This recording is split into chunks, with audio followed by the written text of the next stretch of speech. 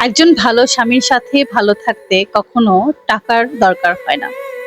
কারণ হলো ভালোবাসা যখন সত্যি হয় তখন সংসারটা হয়ে ওঠে ছোট্ট একটা জান্নাতের টুকরা, শান্তির আশ্রয়স্থান। যে স্বামী আপনার চোখের ক্লান্তি বুঝে যায়, যে স্বামী আপনার মুখের হাসি ফিরিয়ে আনতে চা বানিয়ে দেয়, সেই আসলে ধনী। তার ব্যাংকে কোটি টাকা না থাকলেও তার হৃদয়ে আছে নিরাপত্তা, সম্মান আর ভালোবাসা। ভালো থাকতে টাকা নয়, লাগে বোঝাপড়া, সম্মান আর একটু যত্ন।